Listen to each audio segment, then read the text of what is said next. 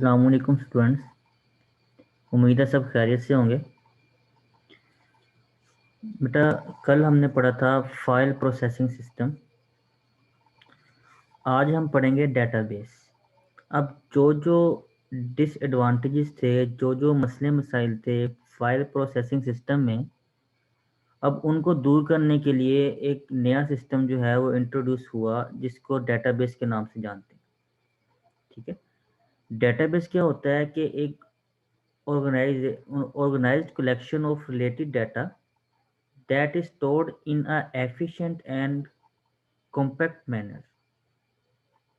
मतलब एक ऐसा जो है वो कलेक्शन का डाटा, ठीक है, डाटा का कलेक्शन, ऐसा डाटा का कलेक्शन जिसको इस तरह से स्टोर किया जाए कि वो बिल्कुल परफेक्ट हो और बड़े अच्छे तरीके के साथ उसको जो है वो किसी जगह स्टोर किया गया हो।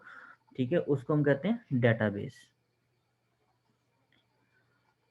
अब देखें, जिस तरह आपके मोबाइल के अंदर जो है वो कॉन्टैक्ट लिस्ट है, जिसमें क्या सबसे पहले हम देखते हैं कि ए वर्ड के जितने लफ्ज़ भी शुरू होते हैं, ए वर्ड से जितने नाम शुरू होते हैं, सबसे पहले वो आते हैं, फिर बी, फिर सी, फिर डी। ठीक है। इस तरह से उसको ऑर्गेनाइज्ड वे के अंदर जो है वो आपके पास जो है आपके फ़ोन में, आपकी फ़ोन डायरेक्टरी जो है वो सेव होती है। ठीक है। अब वो क्या हुई, वो आपकी डेटाबेस हुई। ठीक है। अच्छा, अब देखते हैं डेटाबेस के अंदर डाटा जो है वो किस तरह से स्टोर होता है। अब डेटाबेस के अंदर कोई भी डाटा जो है वो टेबल्स की शक्ल में स्टोर होता है। अब टेबल्स क्या हैं? हमें पता है कि टेबल जो है वो collection of rose and columns. ठीक है। टेबल किसे कहते हैं? Collection of rose and columns. अब यहाँ पे देखा जाए डेटाबेस का जो है वो टेबल, ये देखिए ये टेबल बनाया हुआ है। अब ये सीरियल नंबर 1 2 3 जो है, ये क्या है? ये एक कॉलम है। ठीक है। और इसका 1 जो है, 1 आगे उस्मान BSc, आगे उसका ईमेल एड्रेस, ये क्या है? ये एक रो है। अब आपका जो कॉलम है, ठीक है, उसमें किसी एक फील्ड का डाटा पूरे कॉलम में होगा, एक ही फील्ड का डिफरेंट लोगों का डाटा। ठीक है। लेकिन जो आपकी रो है, आपकी रो में किसी एक ही पर्सन का डाटा होगा। ठीक है। अब टेबल्स को हमने पढ़ लिया। टेबल जो है वो किस चीज़ का कॉम्बिनेशन होता है? आपके रोज और कॉलम्स का। ठीक है। अब हम रोज को देखते हैं। ये देखें रो, इन्होंने यहाँ से एक रो उठाई। ठीक है, एक सिंगल रो। अब एक सिंगल रो में एक ही टाइप का डाटा है, एक ही बंदे का डाटा है। ठीक है। किसी एक ऑब्जेक्ट का डाटा है हमारे पास। ठीक है। इसको हम रोज की शक्ल में सेव करते हैं। मतलब कि डेटाबेस के अंदर हमने एक कॉलम बनाए और रोज बनाई। ठीक है। एक टेबल बनाया, रोज और कॉलम को इकट्ठा किया तो एक टेबल बना। ठीक है। टेबल्स के अंदर आपकी हर एक रो में एक डिफरेंट डाटा होगा। हर एक रो में किसी एक बंदे का डाटा होगा, अगली रो में दूसरे पर्सन का डाटा होगा। ठीक है। ये होती बेटा रो। रो ये जो आपको नजर आ रही है टेबल के अंदर, ये रो होगी इस तरह। ठीक, किसी एक ही फील्ड का डाटा, किसी एक ही पर्सन का डाटा जो है वो आपकी रो के अंदर स्टोर होगा।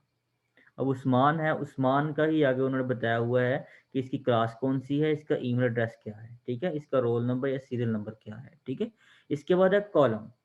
अब कॉलम देखें, कॉलम में हमने एक किसी एक फील्ड का डाटा होगा। मतलब अगर नेम है तो सारे नाम जो हैं वो क्या है, एक कॉलम में होंगे।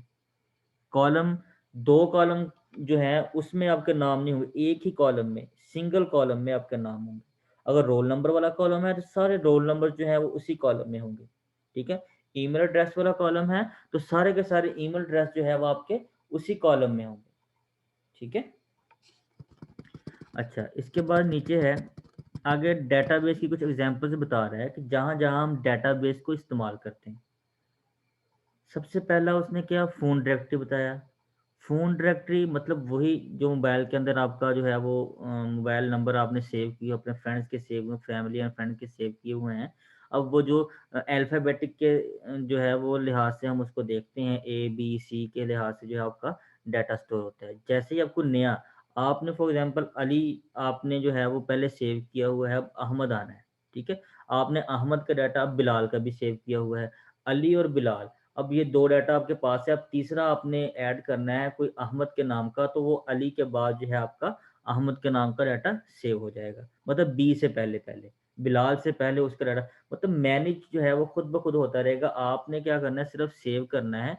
आपने उसकी लोकेशन आपने उसको ये नहीं बताना कि इस लोकेशन पे सेव हो, उसने खुद ब खुद सेव हो जाना है। ये एक सिंपल सी एग्जांपल है डेटाबेस की।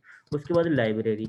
अब लाइब्रेरी में देखें, अगर लाइब्रेरी के अंदर जो सिस्टम यूज हो रहा होता है, अब लाइब्रेरी की बात नहीं हो रही यहाँ पे, लाइब्रेरी के अंदर जो सिस्टम यूज हो रहा है, जिसमें आपके पास सारी बुक्स का डाटा मौजूद होता है, कौन सी बुक जो है वो इस टाइम किस रैक में पड़ी है, कितनी बुक्स हैं, कितनी उसकी जिल्दें हैं, क्या है, सारा डाटा जो है वो किसी एक कंप्यूटर में आपके स्टोर होता है, वो है आपका क्या, डेटाबेस। नेक्स्ट नीचे अकाउंट का उन्होंने बताया हुआ, थर्ड नंबर पे एक एग्जांपल है डेटाबेस के, अकाउंट्स। अब अकाउंट्स में कैसे, फॉर एग्जांपल बैंक में चले जाएं, बैंक में हर बंदे का अलग से डेटाबेस है, ठीक है। हर बंदे का जो अलग से डाटा है वो वहाँ पे मौजूद है। फॉर एग्जांपल यूबीएल है, यूबीएल में जो है वो 10 बंदों का डाटा है, 10 बंदों ने वहाँ पे अकाउंट खुलवाया हुआ है। अब हर बंदे का अलग डाटा है, ठीक है। अब किस बंदे ने कितनी ट्रांजैक्शन की है, कितने पैसे निकलवा लिए हैं, कितने उसके बाकी रहते हैं, ये सारी डिटेल उसकी रो के अंदर शामिल है, ठीक है। ये है आपका क्या, अकाउंट्स में डाटाबेस इस्तेमाल। नीचे है कॉलेज में। अब कॉलेज, जो बड़े बड़े कॉलेज है, यूनिवर्सिटीज़ हैं, वहाँ पे क्या है कि आपका डाटा बेस बन जाता है, आपने एडमिशन ले लिया, उसके बाद आपकी फ़ी वाउचर जो है खुद ब खुद जनरेट होता है।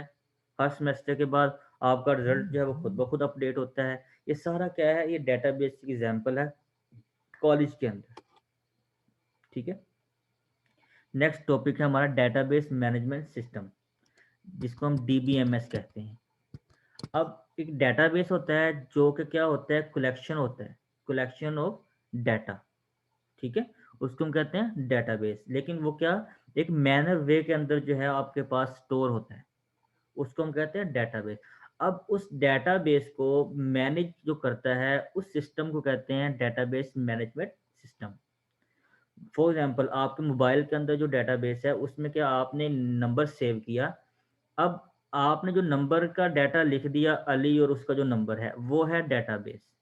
अब उसको उसकी पोजीशन पे, फॉर एग्जांपल आपने अहमद का डाटा सेव किया था अली के बाद और बिलाल के बाद, अब वो दोनों के दरमियान में सेव होगा, तो ये सेव करवाने वाला जो सिस्टम है उन दोनों के दरमियान, वो है मैनेजमेंट सिस्टम, जो कि उसको मैनेज कर रहा है, उसकी जगह बता रहा है कि इसने कहाँ पे जाके सेव होना है, ठीक है।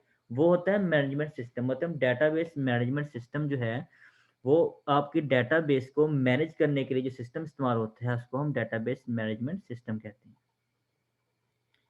अच्छा, उसके बाद नेक्स्ट उन्होंने बताया हुआ कंपोनेंट्स ऑफ डेटाबेस इन्वायरमेंट। अब डेटाबेस जो है उसके कौन कौन से कंपोनेंट हैं, डेटाबेस जो है कब मैनेज हो सकता है, जब उसका एनवायरनमेंट क्या हो सकता है, उसके कंपोनेंट्स क्या हैं, ठीक है। ये हम यहाँ पे पढ़ेंगे। सबसे पहला कंपोनेंट जो है वो डेटाबेस का क्या है, रिपोजिटरी। अब रिपोजिटरी को हम मेटा डाटा भी कह सकते हैं, ये एक सेकंड नेम है मेटा डाटा का। इसमें क्या है कि आपके पास जितना भी डाटा है, जितना भी डाटा है, उनका आपस में क्या रिलेशन है, उनका स्टाइल क्या है, उनका फॉर्मेट क्या है, ठीक है। ये सारे का सारा उस डाटा का ये क्या होता है, मेटा डाटा। सबसे पहला रिपोजिटरी, जिसमें आपके डाटा का मेटा डाटा होता है, ठीक है, डाटा के अबाउट डाटा होता है, ठीक है। ये होती है आपकी रिपोजिटरी। इसके बाद सेकंड पे है डेटाबेस मैनेजमेंट सिस्टम। अब देखें, डेटाबेस को मैनेज करने के लिए जो सिस्टम इस्तेमाल किया जाता है, वो उसका सेकंड कंपोनेंट है, ठीक है। अच्छा, उसके बाद है डेटाबेस। अब खुद डेटाबेस मतलब सारे का सारा डाटा, सारी के सारे डाटा की कलेक्शन, उसमें वर्ड्स हैं, उसमें टेबल्स हैं, उसमें रोज हैं, उसमें बहुत कुछ है, उसमें डिफरेंट लोगों का डाटा है, ठीक है। वो क्या है, आपका डेटाबेस है। एक स्टोरेज कह लें, एक आप इसको समझ लीजिए कि एक स्टोरेज डिवाइस है, ठीक है। एक स्टोरेज है आपके पास, डाटा की स्टोरेज, ठीक है। वो कलेक्शन है एक आपके पास डाटा की, वो है आपका डेटाबेस। नंबर 4 पे एप्लीकेशन प्रोग्राम। अब सबसे पहले आपने देखा कि आपके पास क्या रिपोजिटरी होनी चाहिए, उसके बाद फिर आपने देखा कि आपके पास एक मैनेजमेंट सिस्टम होना चाहिए, ठीक है। फिर आपने देखा डेटाबेस भी हमारे पास होनी चाहिए जिसके अंदर हमने सारा डाटा जो है वो स्टोर करना है। ठीक है। उसके बाद आपके पास एप्लीकेशन प्रोग्राम, जिससे हमने उसको क्या रन करना है, या फिर इस तरह कह सकते हैं कि एप्लीकेशन प्रोग्राम का काम क्या होता है, डेटाबेस और आपके यूज़र को, आपके डेटाबेस मैनेजमेंट सिस्टम या डेटाबेस को और यूज़र को आपस में इंटरफेस देने के लिए या आपस में इंटरकनेक्ट करने के लिए जो सॉफ्टवेयर इस्तेमाल होते हैं उसको हम कहते हैं एप्लीकेशन प्रोग्राम। ठीक है।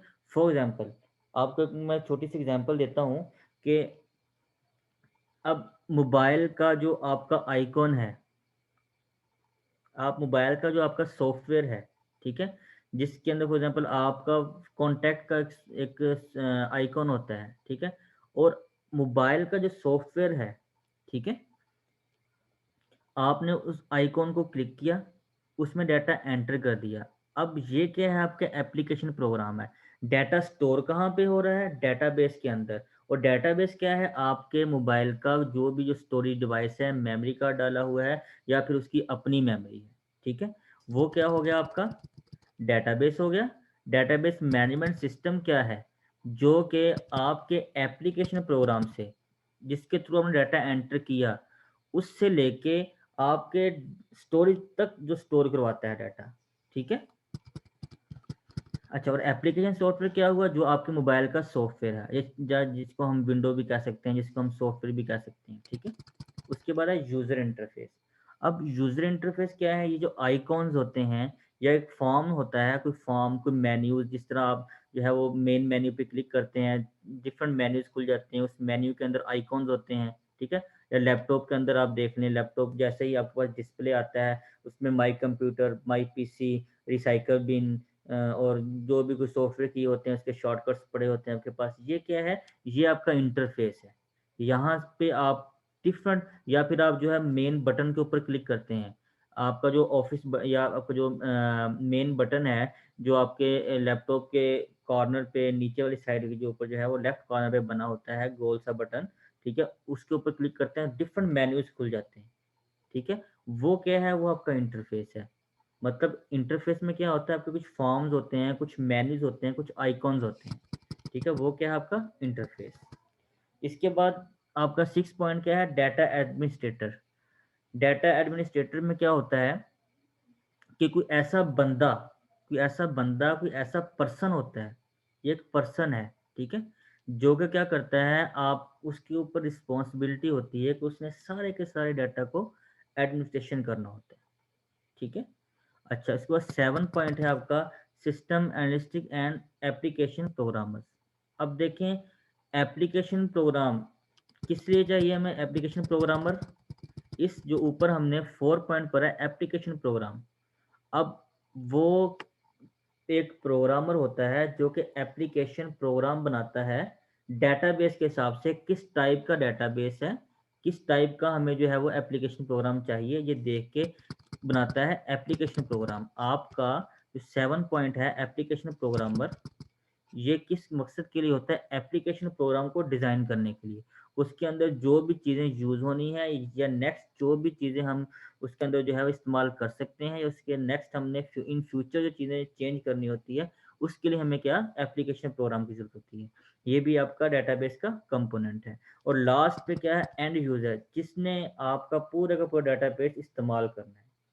ठीक है। वो होते हैं एंड यूजर, मतलब हमारे जैसे लोग, नॉर्मल पर्सन, जो ना तो प्रोग्रामर हैं, ना ही कोई एनालिस्ट हैं, ठीक है, ना ही एडमिनिस्ट्रेटर हैं, वो एक नॉर्मल यूजर्स होते हैं। जिस तरह मैं, आप, हम कोई लैपटॉप को यूज़ कर रहे हैं, हम किसी सिस्टम को यूज़ कर रहे हैं, किसी डेटाबेस को यूज़ कर रहे हैं।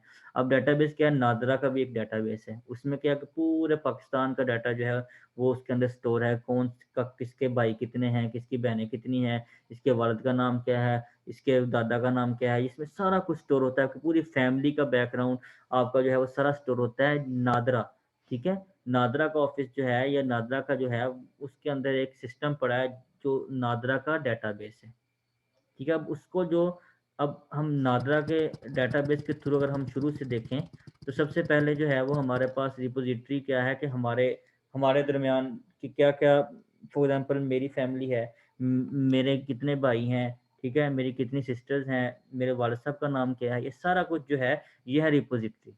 डेटाबेस मैनेजमेंट सिस्टम जो वहाँ पे डेटाबेस को मैनेज करता है, जो जो हम चीज़ें, फॉर एग्जांपल मैं जो है अपने भाई का डाटा मेरा लिखा, हम दोनों को आपस में रिलेशन करवाता है, हम दोनों को अलहदा नहीं होने देता, मतलब हमारा डाटा जो है किसी एक पोर्शन में रखता है, उसको अलहदा से बनाता है, ठीक है, वो क्या हो गया आपका डेटाबेस मैनेजमेंट सिस्टम, जो कि पूरे डेटाबेस को मैनेज कर रहा है। उसके बाद है डेटाबेस। अब डेटाबेस में क्या, हमारा सारा डाटा, अब मेरा डाटा, मेरी दूसरी फैमिली डाटा, हमारे हमसायों का डाटा, आपका डाटा, सबका डाटा, पूरे पाकिस्तान का डाटा जो है उस डेटाबेस के अंदर स्टोर है। थर्ड में क्या है, एप्लीकेशन प्रोग्राम। अब एप्लीकेशन प्रोग्राम क्या है, वो जो आपसे डाटा कलेक्ट नहीं कर रहा होता, जब आप आईडी कार्ड बनाने जाते हैं तो आपको जो फॉर्म देखता है, आपकी तस्वीर खींचता है, उस तस्वीर को जो है वो जिस प्रोग्राम के थ्रू वो कर रहा होता है, जो उसके सामने उस टाइम स्क्रीन के ऊपर जो प्रोग्राम चल रहा होता है, वो है एप्लीकेशन प्रोग्राम। उसके बाद यूजर इंटरफेस, जो उसको अपने उस एप्लीकेशन प्रोग्राम में के अंदर जो मेन्यूज या जो भी रिपोर्ट्स या जो भी फॉर्म्स नजर आ रहे होते हैं, वो क्या है, यूजर इंटरफेस है। अब डाटा एडमिनिस्ट्रेटर कौन सा है, जो यहाँ से डाटा कलेक्ट होके उनके किसी ऑफिसर के पास जा रहा है, जिसको जो कि उनके हेड ऑफिस में बैठा है, सारा डाटा उसके पास जा रहा है, वो उसको जो है वो एडमिनिस्ट्रेटर कर रहा है, एडमिनिस्ट्रेशन कर रहा है वो, ठीक है, वो वो क्या होगा आपका डाटा एडमिनिस्ट्रेटर। उसके बाद सिस्टम एप्लीकेशन प्रोग्रामर्स, अब जो उसमें अपग्रेडेशन हो रही हैं, जो एप्लीकेशन प्रोग्राम के अंदर चेंजिंग करनी है या उसको बनाना है, वो सारा काम क्या होता है एप्लीकेशन प्रोग्रामर का। एंड यूजर क्या है, हम हैं।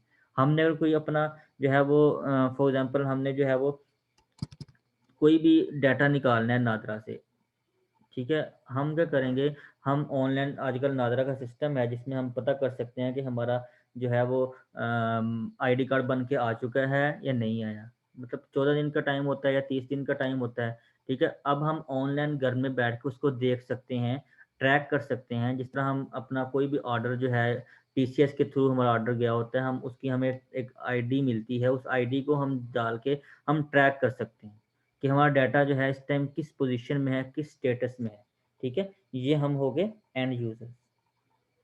क्लियर है बेटा? जी बेटा, ये था हमारा आज का लेक्चर। उम्मीद है आपको समझ आई होगी बेटा। अगर कोई समझ नहीं आई किसी भी टॉपिक की, किसी भी बात की, तो मुझे मैसेज करें, मुझसे पूछें, मैं आपको जो है वो ब्रीफ कर दूंगा। ओके, अल्लाह हाफिज़।